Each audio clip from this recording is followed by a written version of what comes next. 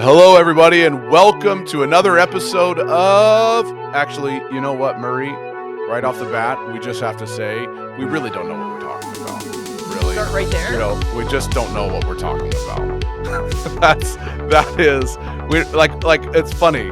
Before I can even get out the Voices of the Desert thing, We need a quote from Dumb and Dumber, right? yeah, we need a quote from Dumb and Dumber or something, because it's like we're talking about these heady theological things, and really, Murray and I just have to let you, the listener, know we're really don't know what we're talking about. We might have And, touched it, enough yeah, to know the that's right. reality, but it's kind of like I got to look through a keyhole a couple of times, and Yeah, that's a good one. Yes.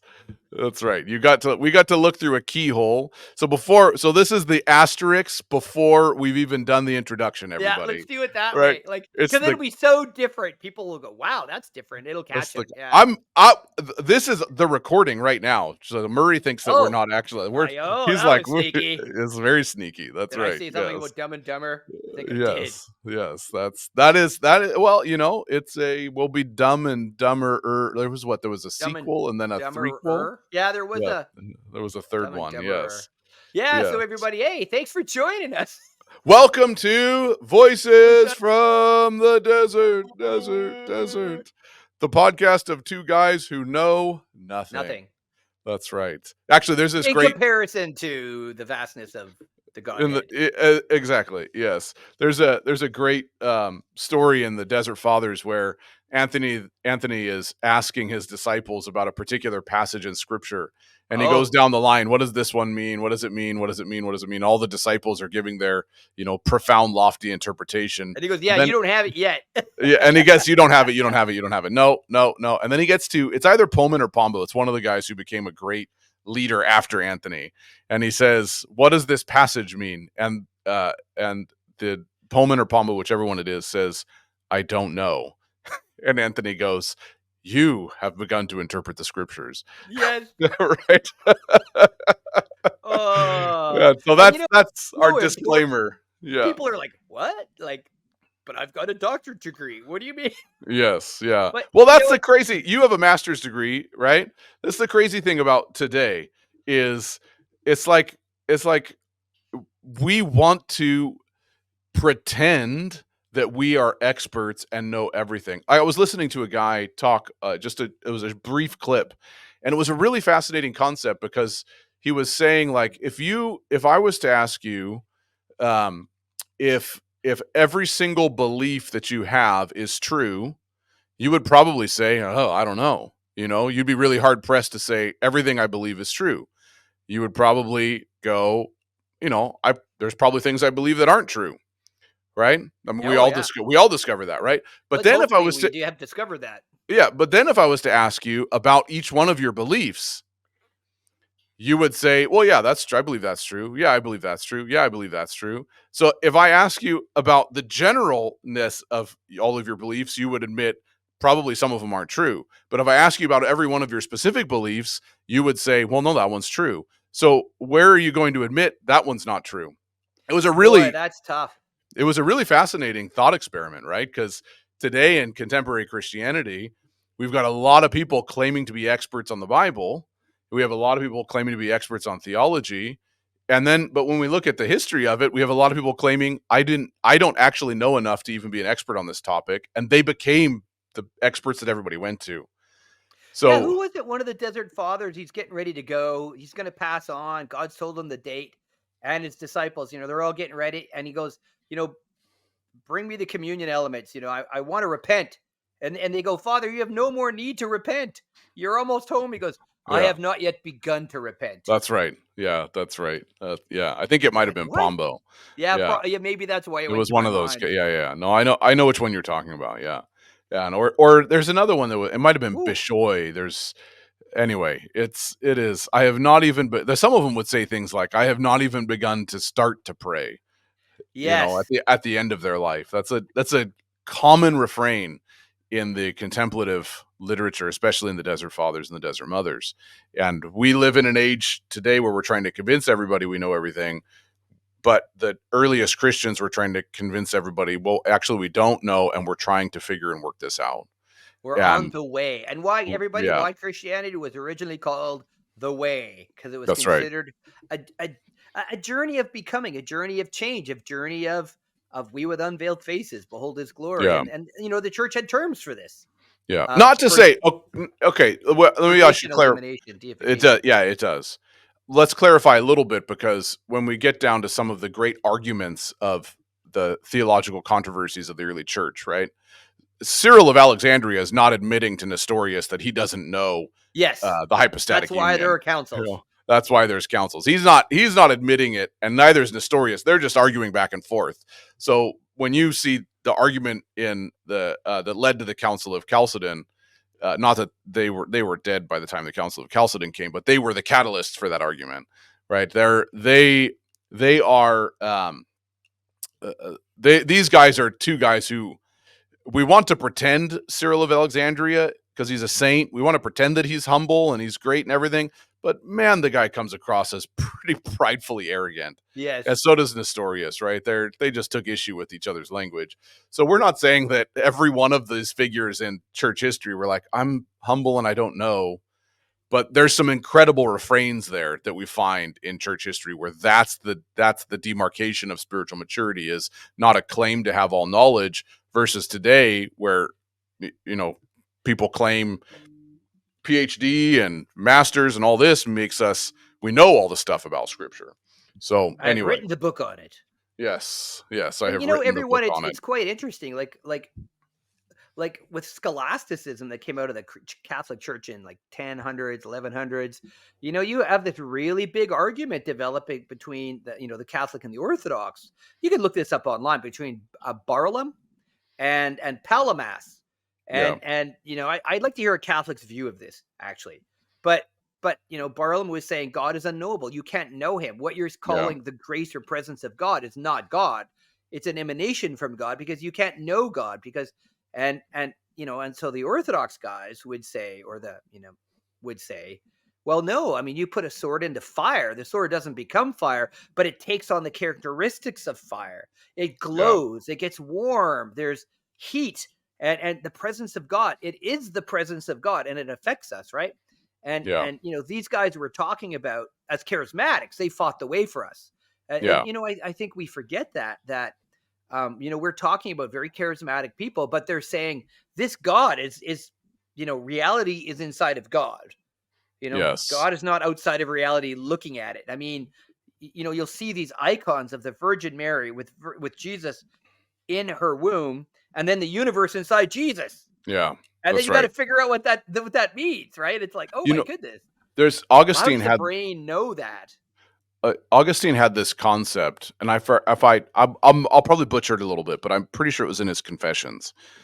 And but I couldn't point to exactly where it is. But he talked about the nature of time, Oh boy, and one of the things he said, and this is how I understood it. So anybody that's an Augustinian scholar, if our friend Matt Esquivel is listening, listening, please don't take don't this call as, us yeah. You can, no, please correct me if I'm wrong, but later. do it later. Yeah, that's right. Because I think this is what I understood Augustine saying. Augustine is difficult to understand too. It's looking through the keyhole thing, like Murray was saying. We haven't done the coyote howl, by the way. So, Oh, oh, there there you we go. go. We had to All get right, it in. we We'd got to have get it break our in. streak. Yeah, It's like you playing know, Wordle, and suddenly it's like you've only been that's one right. day streak. You don't I want was that. watching. I watched the movie Hook with my kids last night. Oh, brilliant.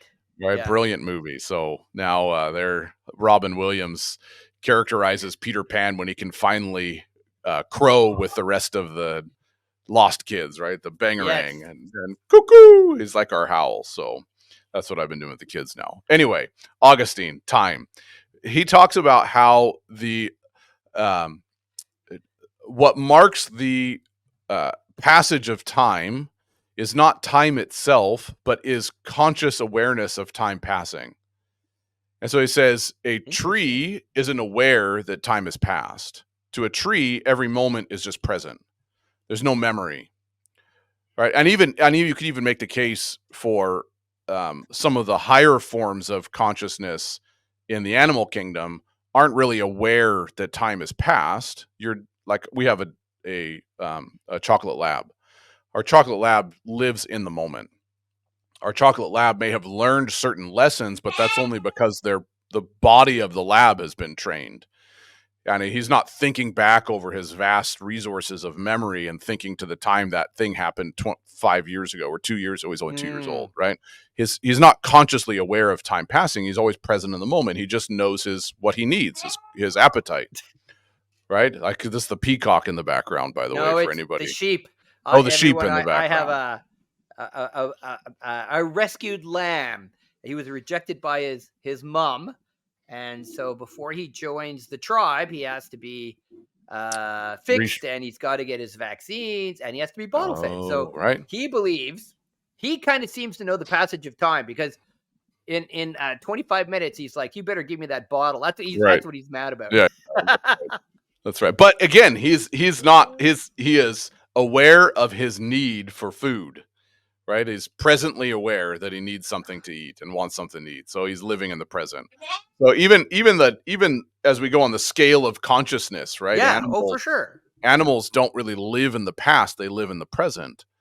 And human beings are the only.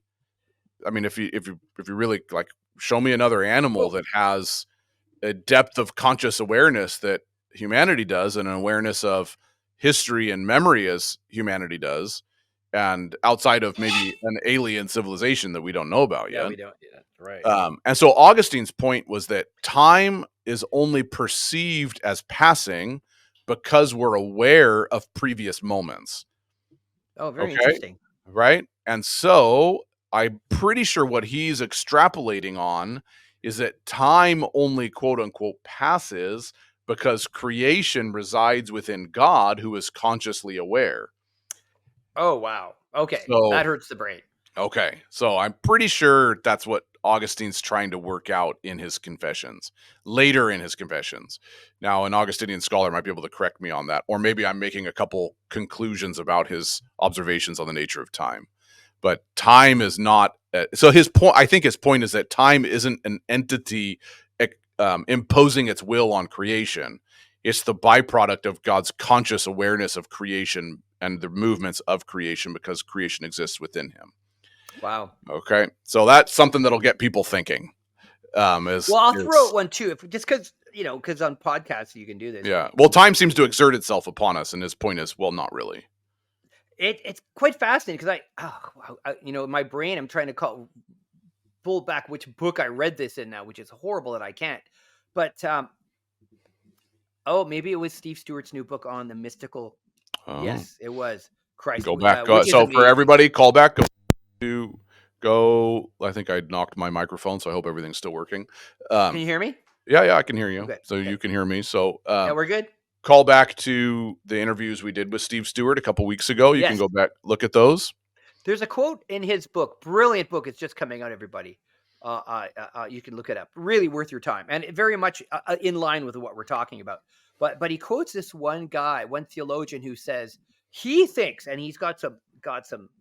We're talking about time and how time works because God is outside of time. He believed, this guy, that when Jesus sees Elijah and Moses on the mountain, what's actually happening there, it's not that they're dead on the other side. That what's Right. happening, because God is outside of time, and they're in the presence of God when they're on Mount Horeb in their time periods, that the three of them are actually meeting in the moment with Jesus Right. when they're all on the mountain, because they're all suddenly outside of time in the presence of God, Right. even though they're on different locations in different time periods. Suddenly they're together outside of time, Right. and it's all happening then. That makes sense to me. Does it? For some reason, it makes You sense need to me. counseling, man. Yeah, that's right. But yeah, Well, the places and times are superimposed upon each other, right? They're with the timeless one, and they see a picture of his divinity in the uncreated light, right, on top of the mountain, and yeah. they're stunned. This is like how I don't. For instance, how else they've got no there's no photographic evidence back then. So how do they know this is Moses and Elijah? How very interesting. Right, like how they know it. but they have to know it supernaturally. They have to know it. So there's got to be something beyond just the physical happening in front of them, right? Yeah. This overlapping of space, time, presence, and all that kind of Wow. stuff for them to go, Moses and Elijah are right there with us. You're like, well, how do you know? Like, you don't have a visual representation of him, and Scripture doesn't even really explain what, like, it doesn't give a description of what Elijah looked like, not explicitly, or Moses, that you would be able to Yeah. Oh, yeah. recreate him by a sketch artist or something, right? So how do they know? And Yeah, because you're right. I always thought, well, maybe Jesus told them, but that's if you look at the possible. It but if doesn't you look at the tell. passage, they're figuring it out in the moment. It sure looks Seems like like it. it. Yeah, sure Yeah. looks like it. There's no record where it says Jesus said, "Hey guys, this is meet Moses. Moses, meet Peter, James, and John." Right? Hey Elijah, you know, meet Peter, James, and John. Right? There's no formal introduction. Maybe that happened, but it seems like they kind of just recognize what's happening in the moment. Yeah. That's way more what the And authors. everybody, it's again, we got to interpret it too. Yeah. Elijah, that they still set a table for. Oh, we've got the sheep is attacking Murray now. Sorry, he's like totally trying to headbutt me. Yeah, He's 2 weeks, yeah, he's moving out, but you can yeah, tell yeah. he's with terrible twos right now. He's Yeah, Voices from the Desert is always oh God an have interesting mercy. journey for us. I wish we had video because you guys would like this. This sheep is totally trying to headbutt me, Yeah, yeah, that's right. doofus. Um, uh, so Elijah, chief of the prophets, and then Moses, the law, both finding culmination in Christ. Yeah, that's right. In there's Yes. this moment of what does it mean, right? It's just Yeah, one of the things I thought the Lord said to me once. Speaking of time, and this will all get us back to where we need to go anyway. yeah, But it's good for us to think about the bigness of God and being in awe, and this that's really right. does do that. Yeah, I was we do a ministry time at Samuel's Mantle called Ancient Wells, where we ask the Lord to go back to the last place in your family line the gifting functioned as it should and bring it forward. Because once you right. realize God's outside of time, you can do that. So when the Lord was talking to me about that, he says it just revealed this to me. So he goes, when John, do you believe the book of Revelation? This is kind of how the inner conversation went. Is about the end times. Well, yes, I do. And so when John was in rapture and he's in heaven in the last days. Yep. I guess so. Okay, so then who are the Right. 24 elders? I'm like, okay, 12 of them got to be the apostles. I have 12 thrones judging the 12 thrones of Israel. Right. So John then is looking at Peter, James, and John. So he's seeing himself as dead for Right. 3,000 years. I'm like, Yeah. I guess so. And the Lord goes, what if the elder that walked up to John and says, do you understand these things? Was actually himself. It's like, oh! Yeah, yeah, that's right. The Your self that's mind. been dead for Yeah, 2,000 years. yeah, it's possible. It's like my That's brain right. was like, okay, time, Alpha Yeah, and the Omega. It's all like, yeah, that's boy, right. that hurt. We could there's yeah, I'll just say this, and we'll get to our topic of We'll the day segue it where, back. We'll get yeah, back. We're it not that it far off the train track yet. um the word for truth in the Hebrew in the Hebrew language is the word emet. I'm not exactly sure if that's how you say it, but um the word is but the word is three letters, and it's comprised of the aleph and the tav, which are the first and the last letters of the Hebrew alphabet, right? And then the third letter, so that's the first and last letter of the word for truth, and the third letter is the letter in the middle, and it's the middle letter of the Hebrew alphabet. So the word for truth is the first letter of the Hebrew alphabet, the middle letter of the Hebrew alphabet, and Oh, the last letter of the interesting. Hebrew alphabet.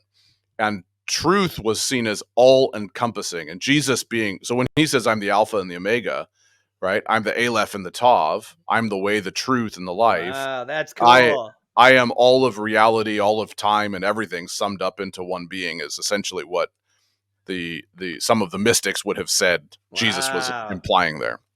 Anyway, it's really interesting stuff. So Yeah, um, wow. so we're still on this idea of the bridal paradigm in. And maybe I'll just say this, I'll throw it out. So Yeah, yeah, everyone, yep, the reason kind of why we're talking about this or even went this way is just this sense of awe of the nature That's of right. God. That's right. It doesn't just stir the mind, it stirs the heart. It That's right. stirs the inner man to want to know him more. And we're wired to be in awe. We're made to be in awe. And see, the thing is, and I'll just throw out this too. And reading some stuff of the Desert Fathers and this very interesting book called Orthodox Psychotherapy. Oh, but he says, the brain really is a calculating machine, and it lives in the past and it lives in the future mainly. That's what it does. Yeah. It thinks Yep. about. And if you, let's say you go to an airport and there's like 1,000 people there, go there and try not to categorize people. Try not to do Right. it. Your brain will. But how you get into your heart, and this is bridal intimacy, is you start to think about things that cause you to be in awe. And you'll notice your brain actually stops for a second and goes, wow. Right. And that just happened. We just did Yeah, that. like you see for like I'm thinking with that particular example, you see a giant airplane, Mm. right? On the tarmac, and you're looking out at the runway, and you forget that the people are around you, right? And all you can see is this enormous machine. And it's like, wow, that's incredible, right? Yeah. A feat of Or human the engineering. eclipse, Or right? the eclipse for Which that is matter. which is a great example because Yeah, because that's right. again, it could draw you into awe, which brings you into your heart. Or you could go, what does this mean about the end times and going over the Right. seven cities Right. of Nineveh? I mean, which part, if you think about head and heart, which part is drawing you into bridal intimacy? Well, it's obviously the heart part, right? Yeah. And so what we're talking about today really is how to continually to cultivate that, or how the Yes. Desert Fathers cultivated that, Yes. And right? so And so so we're still on track. It's just to we get us want to to get get the us hang of even it. further on there, it's the eclipse, it's the plane, or it's Pelagia the harlot. And this is Yes, read that story. Oh, it's right. perfect. So there's this story in the about the fourth, fifth century of a group of bishops that were having, I want to say they call it a conclave. There's a group of bishops holding a meeting. I can't remember what they called it exactly. And they are there's this woman that comes down the road with her cavalcade of servants and suitors, and her name is actually lost to history. She was known as Pelagia because that was their adopted Christian name. But Pelagia was the woman, and she I'm being was a carried on a litter full of exactly incense and silks, yes. and yeah, the whole She deal. is she's a an actress slash dancer slash famous woman for her beauty. Think of Marilyn Monroe and how Marilyn Monroe defined sex appeal in her time, or maybe someone like Angelina Jolie was the kind of the sex symbol, right? Or whatever, any number of um, of iconic women that were known for their beauty. Not that these women weren't also known for their talent and their skill and everything. I'm not saying that. I'm just that was one of the things Pelagia was revered for, was her beauty. She was also an incredibly skilled actress and dancer. And all of the bishops are ashamed to see a woman in such array and turn their gaze away from her, except for Nonnus, who's the most well-respected bishop there. He's captivated by her beauty. And it's like, that's not okay. Nonnus, you're not supposed to gaze at this woman. You're supposed to piously look down and not look her in the eyes. And it says literally as the story's rendered, it says Nonnus gazed after her very intently for a long space of time. And it says after she had gone by, he turned around and still gazed after her. And then he humbly turned towards the bishops sitting around him and said, "Were you not delighted by such great beauty?" Right? All the bishops who turned their gaze down and were ashamed to look, right? Were you not so delighted by such great beauty? And then he poses this question to the group of bishops there, and he says, "What do you think, beloved brothers? How many hours does this woman spend in her chamber, giving all her mind and attention to adorning herself for the play? In order to lack nothing in beauty and adornment of the body, she wants to please all those who see her, lest those who are her lovers today find her ugly and do not come back tomorrow." And so maybe you can kind of guess where he's going with this, Ah, right? yes.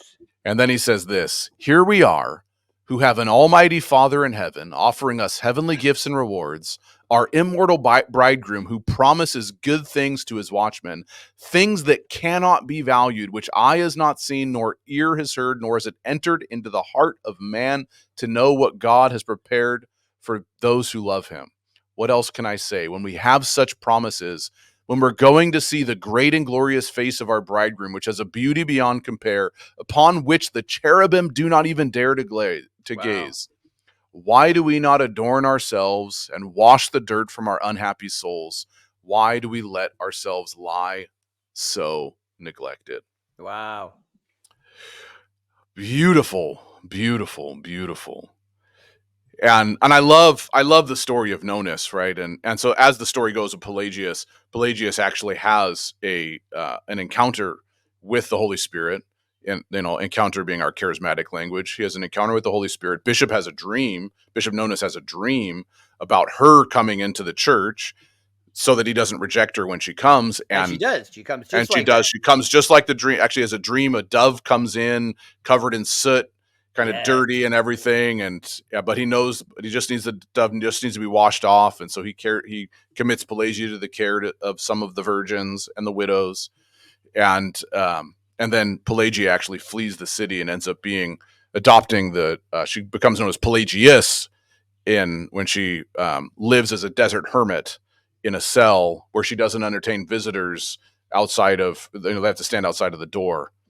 And so she's a well respected desert monk, and nobody knows that she's a woman Wow. until she dies. And Pelagia or Nonnus is the only one who knows her secret, and it's huge for funeral service for her. But when he sees her and thinks she spends so much time adorning herself for those who would be her lovers, that we have the ultimate lover and we can't even spend the same amount of time or effort on ourselves. We get so caught up in busyness, but we look at her and she's so much more dedicated to her lovers than we are to ours, and we have even more to compare it to. Right? This is he's not caught by her beauty. Yeah. He's actually not. He's caught by the beauty of God. And this is, again, we're talking bridal paradigm, right? He's caught up in contemplating the beauty of God. And that's because that's what he says, right? He says, Yeah. we have a Father in heaven offering us almighty gifts or heavenly gifts and rewards, who promises good things. And when we see the bridegroom, that when we see the glorious face of our bridegroom, which has beauty beyond compare, he's caught up in the beauty of God. And he's been so impacted by the tangible revelation of who God is, that he's going, we no, everything's got to change for us. And it's our and we're going to talk about this a bit later in the episode, but his whole point is prepare yourself for him. And that's a big word that everybody, that we have to understand the difference between maybe how we are living Christianity today and how well the Eastern Church, I know they still do this, but we're talking about working out your salvation in fear and trembling, as Paul the apostle would say. Yes. Not that I've already attained it, but I press forward to the goal. That there's a preparation for this bridal banquet that is happening. Yeah. And that's what he's alluding to here. As she prepared her physical body, so must we as Christians prepare our souls. But Yeah, why? absolutely. Right. And Well, go ahead. that's a question that we wanna answer. That's how they're thinking, and Yeah. and maybe I'll just read this quote from Saint Simeon then, because it does fit right here. Yeah, go for it. And so here's Saint Simeon, a new theologian. So he's about 12, 11, 1,000. 11, 12th century, right? 11, 12th Yeah, century, end something of in the, there. 1088, 10 something, Yeah, there right? we go. Yeah, somewhere in there. Yeah. Okay, so and then, just to hear this in regards to what Josh just shared about the bride and the bridegroom. And I'll read a little bit, just again, so we can get it into our heads, because we're going to go back to Eros Maniakos at some point here. And, this goes somewhere, and you're like, what? See last episode. Um, the grace of the All Holy Spirit is given as a pledge to the souls betrothed to Christ. When a young girl has no pledge, so think engagement ring, She has no guarantee that her marriage to her fiance will really take place. And it's just the same for the soul if it does not receive the pledge of his grace or does not possess him intuitively within her. So, in other words, we're talking about a faith experience here, right? Yeah. Okay. So, and we charismatics would go, yeah, I get that. And that's why I think that, we can resonate with this material, it will then have no firm guarantee that it will be eternally united with its master and God, or that it will be mystically ineffably joined to him, or that it will joy in his inaccessible beauty. So, for that, this is why I like the Passion Translation, and I'm just going to read Ephesians 1:17 here. And 16. for those, while you're doing that, for those biblical purists out there, we're not saying the Passion Translation is a perfect translation. Yeah. And we're not saying the New King James Version is a perfect translation. We compare and contrast what's said by different translators and authors and take what seems to make sense. So, Yeah. And this makes yeah. sense in the context of this Oh, yeah, passage. that's right. As we went over it pretty hard last week, he has given to us, this is verse 16, he has given to us like an engagement ring is given to a bride as a first installment of what's coming. He is our hope, promise of a future inheritance, right? Which seals us until we have all of our redemption promises and experiences complete freedom. So, again, the hope of our calling a little bit further on. Right. Bridal, the wedding, his glorious inheritance of saints, the wedding. I mean, the context fits that well. But I just thought I would read that for you out there. Like, let's put it into modern English. That's what he's talking about. Yeah. If the parchment of a contract does not bear the signature of a reliable witnesses, the pledge is not a sure one. It's the same way. The illumination of grace is by no means assured until the commandments have been fulfilled and the virtues required. So, in other words, we got to do our part here. We got to work on our holiness, work on our meekness, work on our purity. We've got to, love the poor. There's something we got to do, and not just go, well, I'm saved by grace and that's it, right? There's this purification of the soul going on. Right. As witnesses are to contracts, so is the practice of the commandments and the virtues for this spiritual pledge. So you're not doing works here to escape the wrath of God. Yeah. Which is what we think. That's a bad way of thinking. He's a father, so let's not work at anything anymore. He goes, no, you're getting ready for a marriage banquet. That's right. You're purifying yourself for this beautiful moment. Think about, that the parable of the guy that gets into the wedding banquet we talked about last week, and he doesn't have the wedding clothes on. He gets thrown out, where, these are the wedding clothes. It is in this way that all who are going to be saved, and that is, I work out my salvation, I'm healing my soul, receive the full possession of the pledge. So I'll read one more little passage. It is just as if the contract is first of all written down through the practices of the commandments, then signed and sealed by the virtues. So you get started, and then you grow in Christ, you become like him, it starts to be sealed. You're starting to see peace, joy, patience, the fruit of the Spirit starting to show up. Hey, there's this bridal intimacy thing. We're on a journey. We're getting it. It's then that Christ, the bridegroom, gives the ring or the pledge of the Spirit to the soul, his bride. Boy, we're going to have to come back to that. Before the wedding, so here's the big deal. Before the wedding, all that the bride receives from her fiancé is a pledge. She waits until after the marriage to receive the agreed dowry and the gifts promised in it, so the inheritance. In the same way, the bride, who is the church of the faithful in the soul of each one of us, at first receives only the pledge of the Spirit from Christ, the bridegroom. She has to wait until she leaves this earth to receive the lasting gifts, and of the kingdom of heaven. Yet the pledge gives her the complete assurance that these agreements will not be deceptive.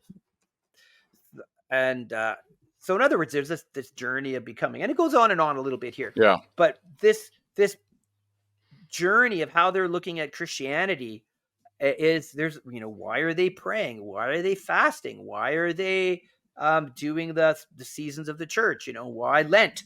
Right. I want to work on my inner man that it becomes pure and holy for the bridegroom. Yeah. And that's right. And that's what contemplative prayer, that's the purpose of it. Right. Oh, I'm gonna say something I think back to you. I'm going to say something I think is probably very controversial right now. All right. You mean like you haven't done that already today? Boy, actually, you made me think about it, so it's your fault. I agree. is, I just like to do it so you you get in know, trouble and I get I off had, scot-free. I had, in the words of Calvin from Calvin and Hobbes, I had an epiphany. I Anyway, love those guys. yes. So the reason we develop a theology that highlights in our redemptive model escaping the wrath of God, right? Because that's largely the system you and I grew up in, Absolutely. And then right? we rejected that, by going into, like, say, the third wave movement, which would be the vineyard movement, which would be the Yes. charismatic, Yeah. right? Like, which is good, except that maybe there's some Yeah. things that were So not so good.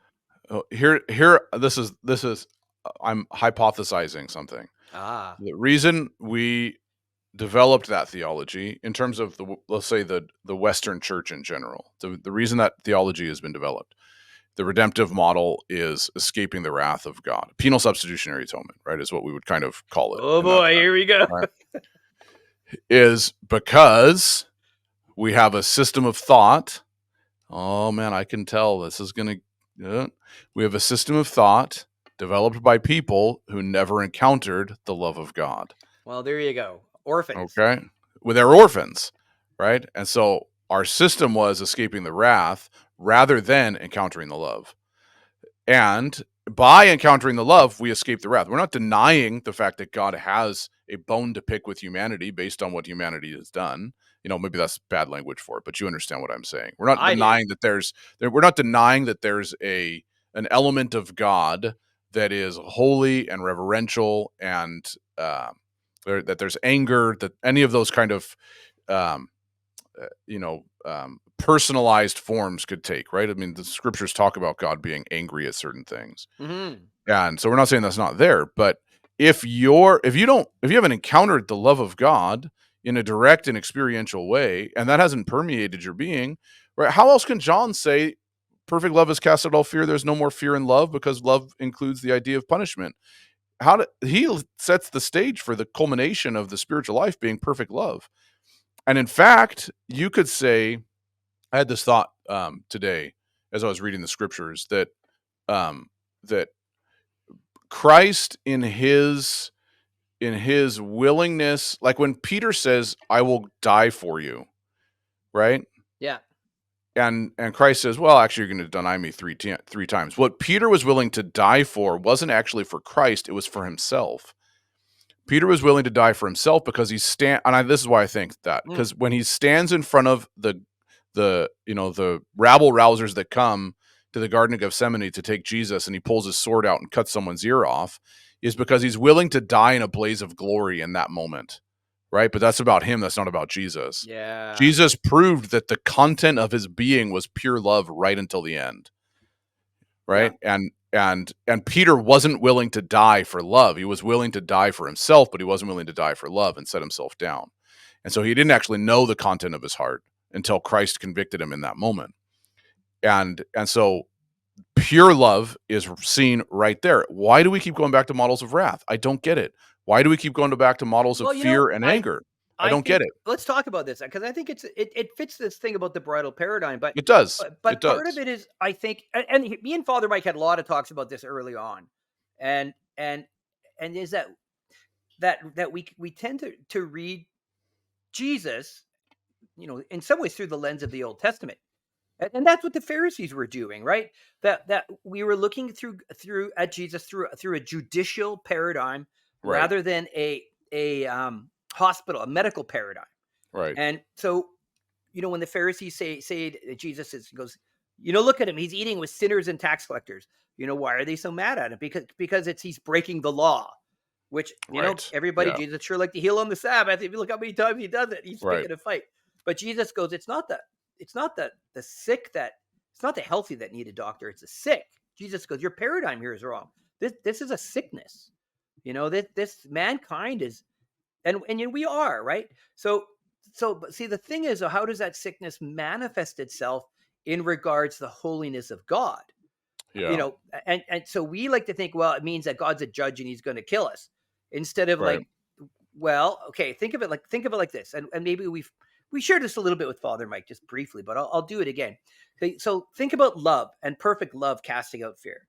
So So let's say there's a couple and they really think about how communion, for some communion is life, for some communion is death. Murray Cup, by the way, Right? Murray Cup, we covered this. So anybody that wants more on this topic, we Yeah. covered it in episodes with Father Mike Father earlier Mike on in on the podcast. theosis.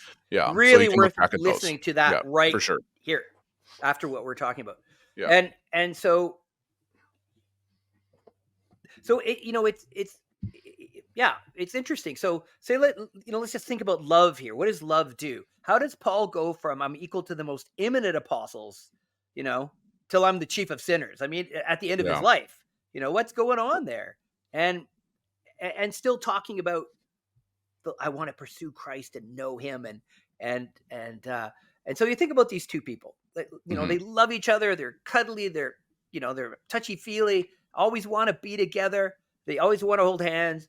And then one day, one cheats on the other, and they get back together. And now doesn't want to hold her hand. Doesn't want to look at her in the eye. Doesn't want to spend all that time together. Why? Because the same love that used to draw him now, because of the sin, burns his conscience. And he just can't do it. Has she changed? Not at all. Has her love for him changed? Not at all. He, however, has spoiled his own soul, right? And now he comes back into the presence of the very same love, and it burns him, right? And he needs to repent and get some healing and work on his issues, absolutely. But is that her issue? No, that's his issue, right? And when we make it about, well, God's wrath, he's going to wipe me out. Well, if you if you're in a house, and boy, you should see my house right now. If I want to talk about dirt, I got a sheep living here. And let me tell you, I've learned something about sheep's anatomy. I was into eschatology, and now I'm just into scatology. Yeah. So let me tell you. So, but even if I clean this thing up, let's say I swept it out, and it's going to need that. But then I put in like a 10,000 watt light bulb. Oh my goodness, it's going to look horrible. Right. But the issue is that it's not that it's clean when I sweep it. It's just that I don't have the illumination to see how dirty it actually is. That's right. Right. And as your soul gets purified and you get closer to the one you love, who is pure love, you get to see inside of you, as the pure love, like lightning flashes in, what's really there. And it's scary. And let me just quote Saint Simeon, and this is in regard bridal intimacy that we just talked about. So it's interesting. It's on the same passage here. If I can find the same page 46, I think it was. Let's see here. Because he talks about the flashing of the divine light. And if I can't find it in 30 seconds, everybody will just move on. Let's see here. They can just imagine it. Yeah. So he talks about once you get betrothed and you start to walk closer and closer to God, suddenly he starts to reveal some things about his nature supernaturally. And what does that do to you when you actually see God for who he is? Is it because it scares you? Is it because he hates you? Like, oh my goodness. Well, maybe it's because we're not in a place yet that if God revealed himself in his fullness, we can actually handle it. Yeah. And you got to understand, when Paul's talking about getting a thorn in the flesh, it's good to maybe keep this in mind, everyone, because here's this guy turning the known world upside down. Today he'd have a podcast and the film crews would be following him around, and he'd be building Joe Rogan up there in church. Yeah. He'd be sending teams out and multiplying himself. And instead he goes, well, God gave me this thorn in the flesh because of my pride. So, after helping everyone else, I might not lose myself. Because he's like, I still have stuff in me that needs healing. Yeah. I'm doing all this outward miracles and stuff, but I could lose my own soul here because there's things inside of me from the fall. And he's like, for me, it manifests as pride. And I need to know my own weakness, that what's going on isn't coming from me. How everybody loves me and thinks I'm so great. It's not coming from me. It's coming from Christ. I need this. Yeah. And to us in the Western church, because it's about the doing and the building rather than being and becoming. And the being and becoming is based on intimate, radical bridal love That's right. that we're going to a wedding banquet, so we want to prepare our hearts. We want to be ready, right? Instead of now I got all this work to do because God is my boss, Yeah. or he's my judge and he's going to kill me. Well, Right. either of those paradigms are wrong. And the early church, the reason they're in the desert praying, it's one, they're working on their own souls. Two, they want an encounter with the bridegroom. Right. That's what they're doing. They're not Yeah. thinking judicially here at all. Are they That's right. seeing their issues? Yeah, in regards to the divine light and this massive amount of love pouring upon them, right? Yeah. So just the category of how we're seeing the world is very, very different, you know? Yeah. So you have to read Simeon and the thoughts I just kind of laid out there in regards to that, Yeah. That's right. because that's how they're thinking. This bridal intimacy is um it's the driving force, this awe of the heart. And charismatic, I'll just say this. Like, how did Josh, get here? How did Josh, become like geeks of patristic literature? Go Uh, back to listen to episodes 1 and 2. yeah, Yeah. like the same as you. Like, and I'll put money. I'll put money. You guys, listen. I could make $100 here because I'm going to be right. I bet you had an encounter with God, and it ruined you. You guys Yeah. listening, and when it ruined you, you went back to church and you worked and you served and you followed the vision and you did all this stuff and it made you tired. And you're like, what Yeah. happened to my first love? Where did it go? That's I right. gotta have more because it ruined you. What did it ruin you for? Divine intimacy. Yeah. And then what were you given? Rules and law and here, go do this service. Right. And you did it thinking, oh, it'll bring me closer to Christ, but it didn't. And we Right. all need to work and do That's right. stuff. I'm not saying that, but the paradigm doesn't work. Yeah. And you figured That's it right. out and you're like, there's got to be more. There is. And that's why the church talks about this. And that's how you ended up here. And that's how we ended up here, That's right. because there is more. And, Yeah. and it's this becoming bridal paradigm that the church always had.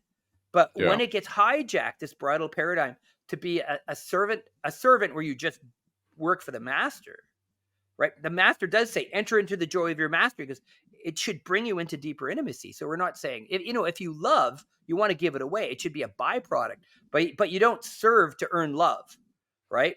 Right. Because you're loved, you serve. So we're not saying stop doing all that, but the idea of the working of the inner man, the encounter of God, the ravishment of God ruins you for the ordinary. Yeah. And it's ruined you. That's how these guys ended in the desert. That's right.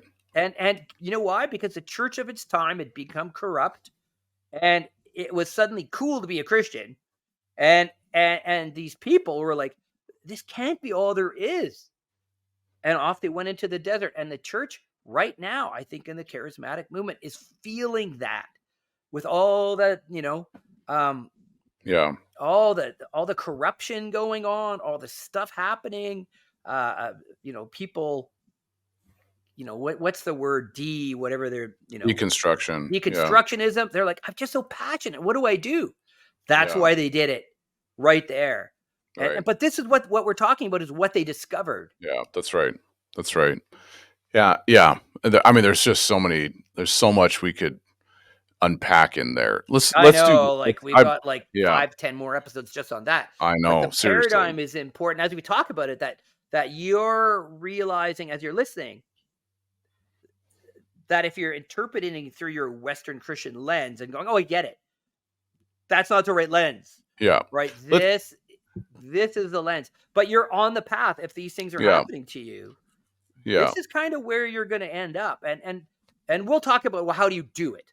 Well, Yeah. then we're back to contemplative prayer, and we'll And get there. We'll get there. So let's do this. Let's do, because I think there's 2 things we could cover in the time that we have left. One, because that what you're saying, drawing us back to that place of the paradigm of love first, action flowing from there. Yeah. Love first, the contemplative mystical life flowing from there. And anyway, is the bridal paradigm, to use the language we've been using, is what distinguishes, we'll use this term, Christian mysticism. I don't like the Yes. term mysticism, right? And now we need to Um, go into that. So let's yeah. keep So going. Ride that horse. the term, for one, the term mysticism in its genesis was coined by Dionysius the Areopagite, who, so there was a book that, so Dionysius is the figure in the book of Acts who Paul speaks to at the Areopagus and says, come teach us more. That's Dionysius. Legend has it, church history legend has it, that Dionysius became a great teacher in the early church. And there's a Dionysian school, which ended up Oh, being centralized in Alexandria. And so there was two main hubs yeah. of Antioch and Antioch and Alexandria. Alexandria. Those were the two main theological hubs in the early church. I didn't know So Dionysius was connected with Dionysius was Alexandria. yeah, he Interesting. was one of the yeah, because he's in Greece, right? That's where Paul is. He's in Greece when he sees the altar to the unknown gods. And so anyway, so Dionysius is connected with Alexandria, if I remember and getting all my stuff right. So, which it's possible that I'm not. Anyway, but Dionysius was one of the early guys that was accredited with starting one of those early schools of theology. So Dionysius um, ostensibly writes a book called The Mystical Theology, Hmm.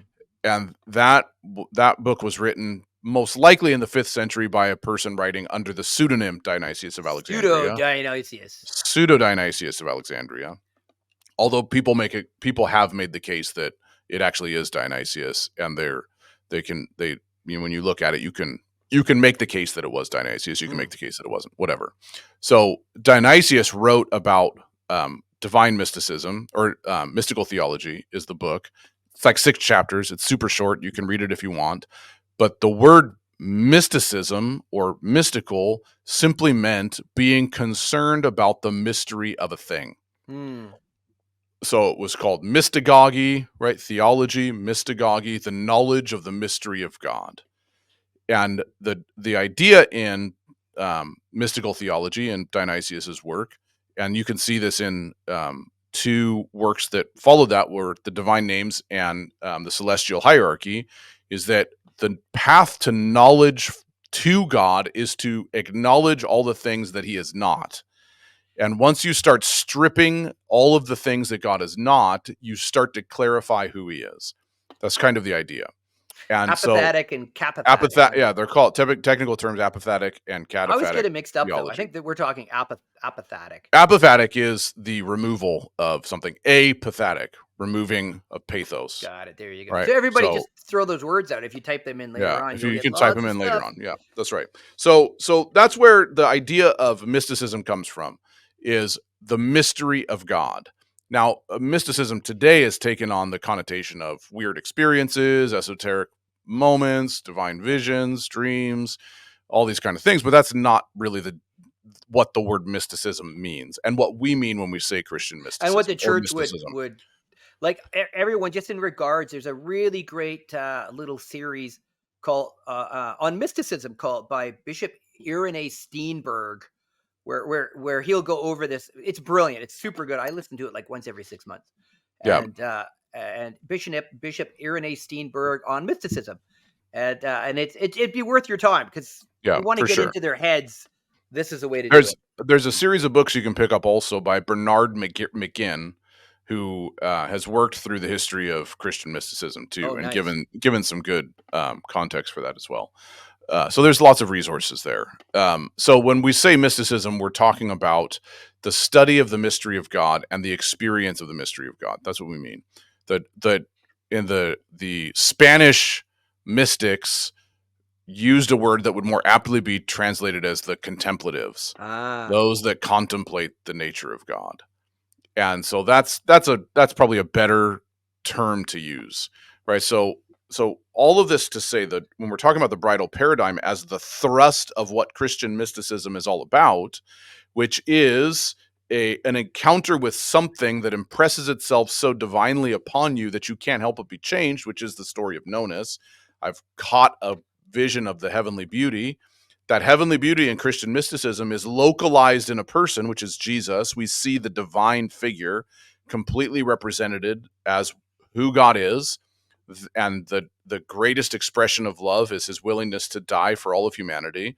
So we have, when we talk about the person of God, the experience of God, we're not talking about a vague, ethereal, unformed or imageless thing, right? In that sense, we have the perfect picture of what God's like in Jesus. And so Christian Yes. mysticism always points us back to what God looks like in Jesus, because Jesus comes and explains God. The incarnation is what God is like, and there's obviously the mystery of God as being greater and bigger than anything we can possibly comprehend, but God is explained in the person of Jesus. And so the contemplative life is about being so impressed by the nature of God that anything we experience of him always points us back to what Jesus is like. So this is Christian mysticism, right? Yeah. This is how we would define that. And then sure, strange experiences can happen, but they're not the thrust and the genesis of Christian mysticism. The thrust and the genesis is this bridal paradigm where we've been caught up in contemplating how beautiful he is, and we know how beautiful he is because we've seen what he's like in the person of Jesus, right?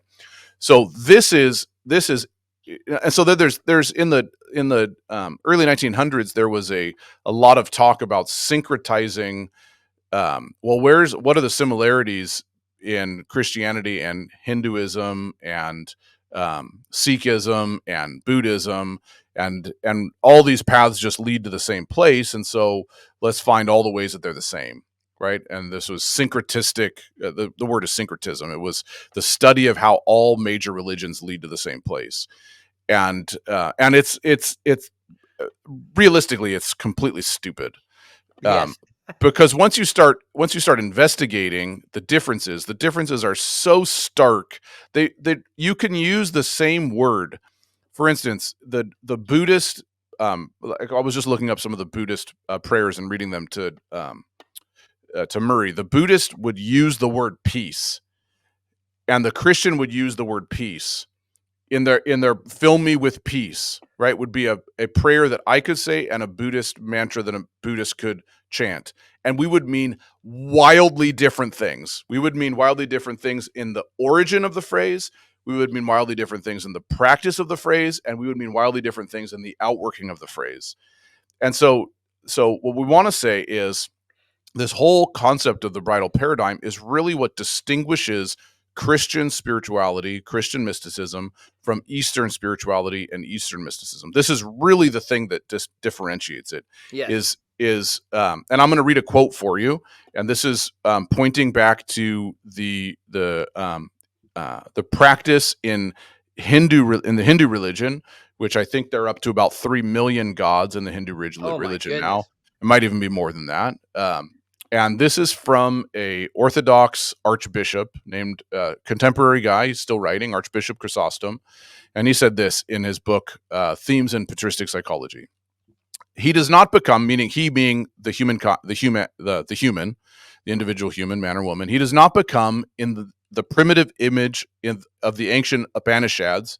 The Upanishads is one of the religious works of the Hindus. He does not become in the primitive image of the ancient Upanishads like a river flowing towards the universal sea of divinity, there to be swallowed up in the totality of being and personhood itself. Instead, he remains a distinct drop within that sea, never becoming what the sea is in its whole, but remaining an identifiable unique entity, sharing in the energies of the infinite, ineffable essence of the Godhead.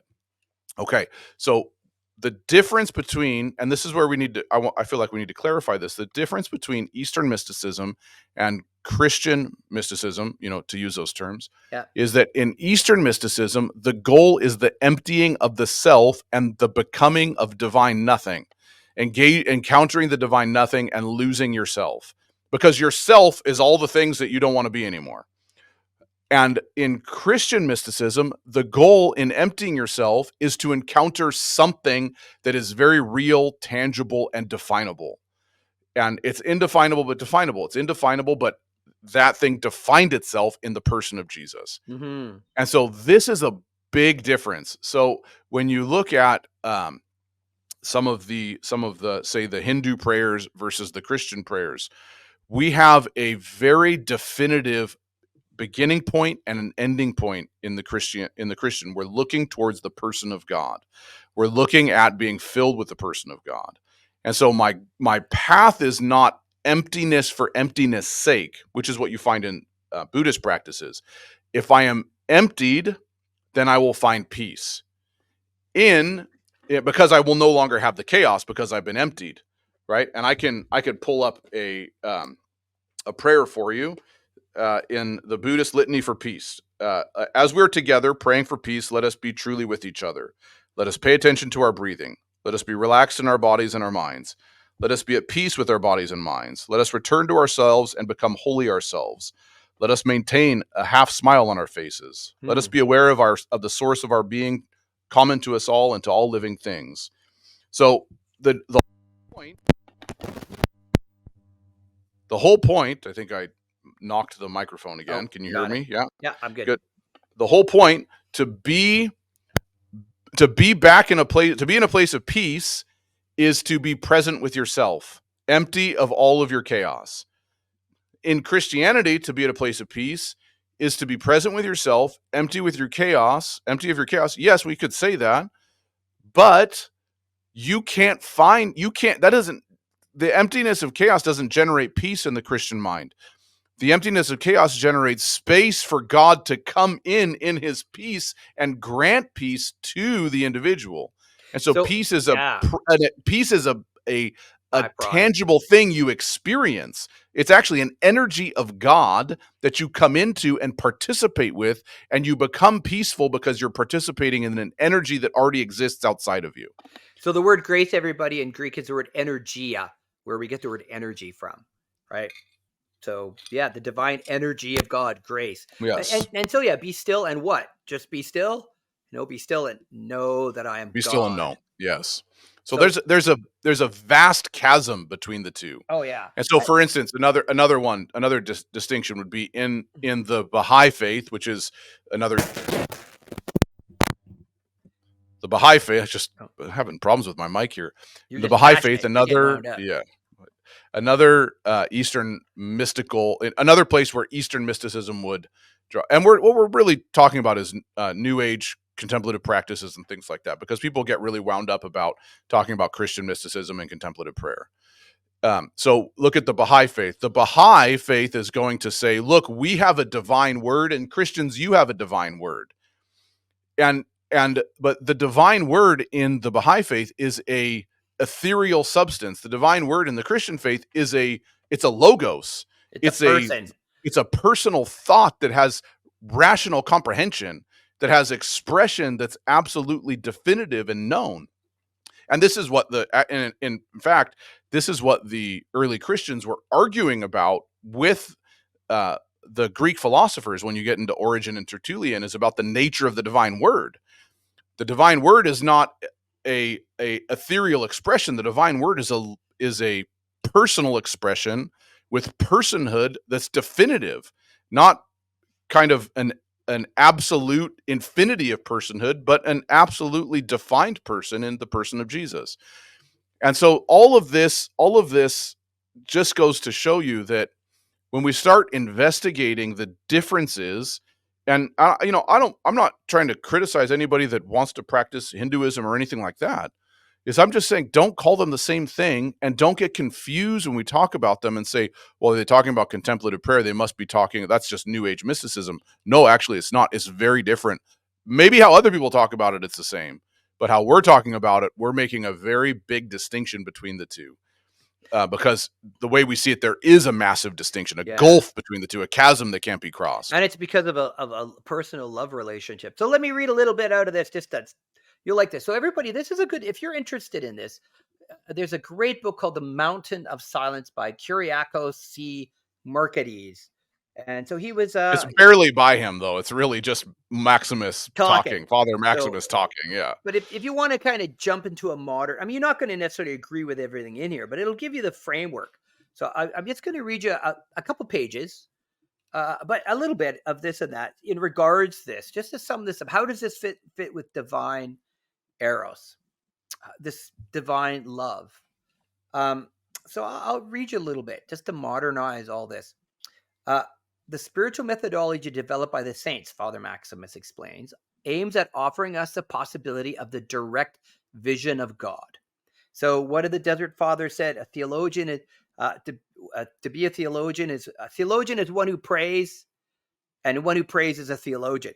But they Yes, that's mean right. what they don't mean somebody who reads books and has a degree. They mean a theologian is one who sees God, right? Yeah. That's Praise truly. It says a theologian is one who prays truly, and one who prays truly is a theologian. Yeah. because they have the spiritual methodology developed by the saints aims at offering the possibility of the direct vision of God.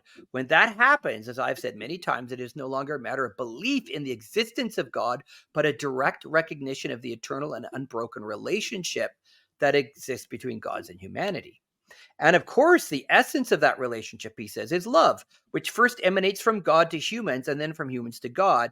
It may sound scandalous to some people, but the full flowering of that relationship is the attainment of a deeply erotic relationship with God that lies far beyond the most intense and the most passionate erotic rapture between human beings.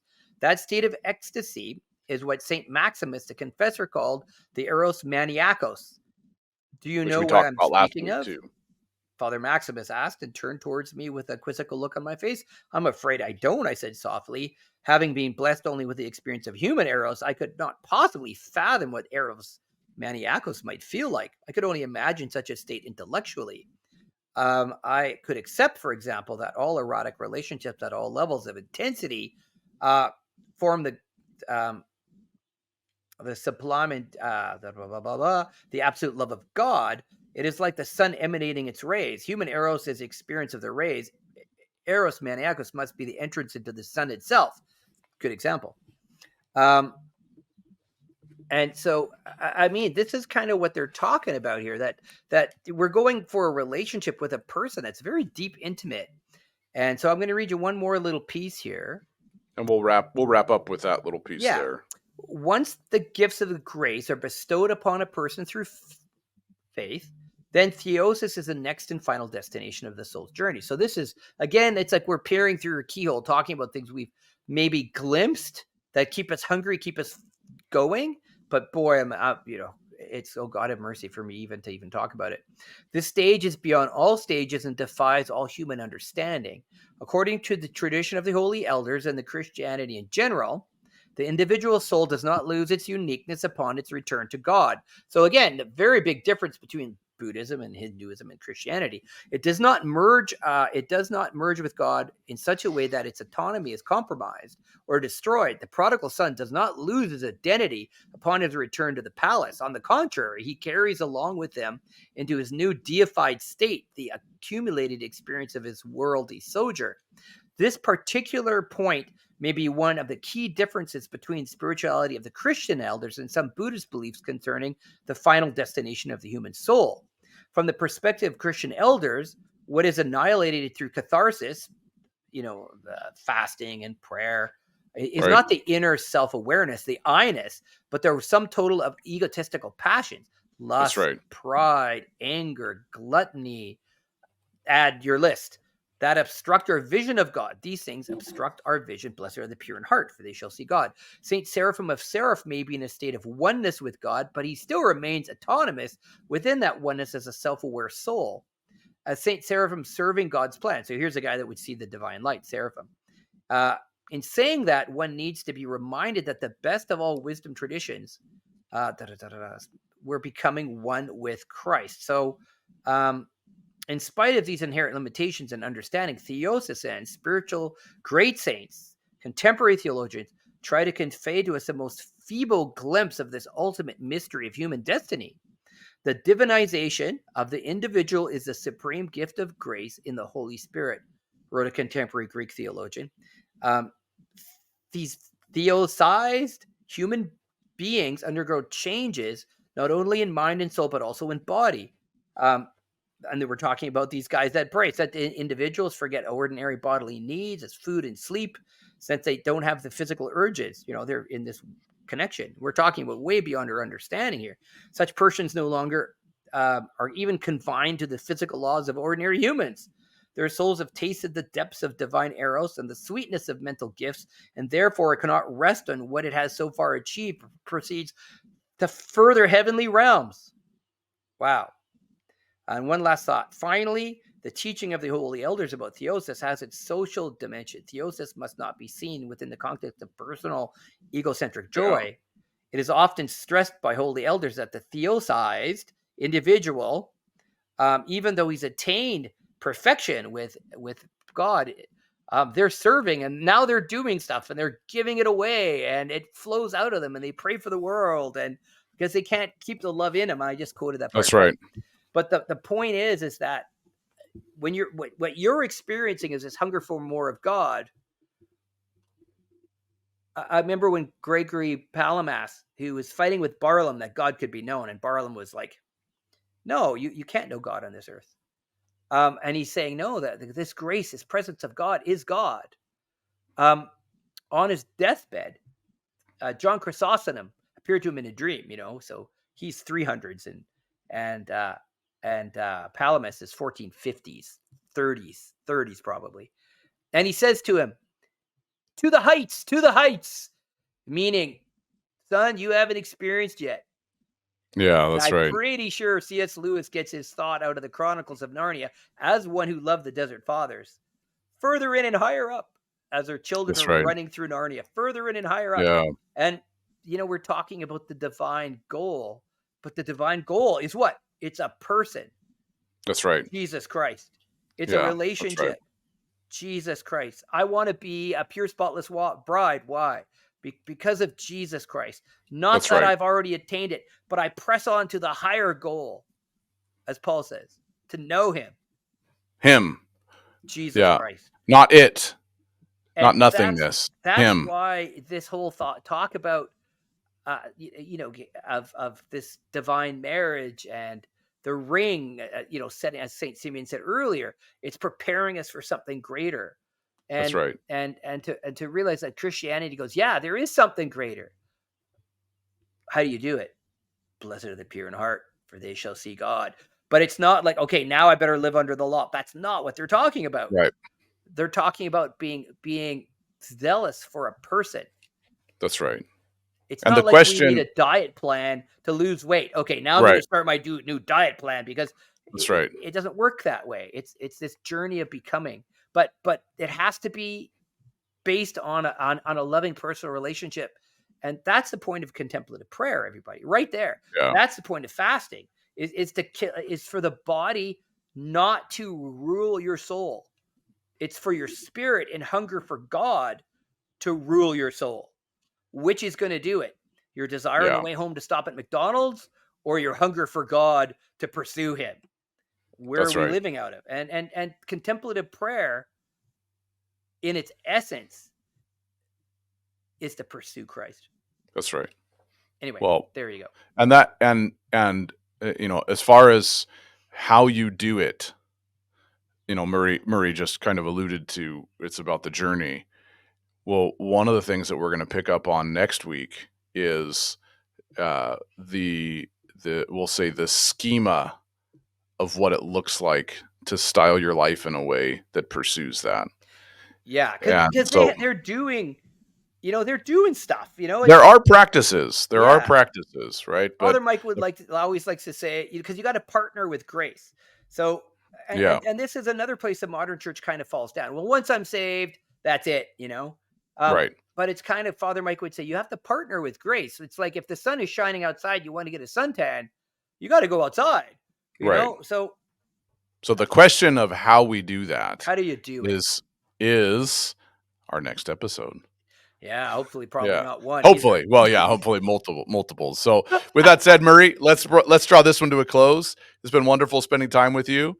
And I hope that we left all of you listeners with a lot of food for thought. Yeah. And we are Everybody, if you going don't get all that, don't worry about it. listen to it again and again Yeah. and again, and you still won't get it because we don't get it. That was Yeah. our Our asterisk, our opening statement, our asterisk at the beginning is we don't really know what we're talking about but because you can't know what you're talking about. so again, like when you don't get it, let's just say one last thought on that. That's brilliant, but are you hungry for it?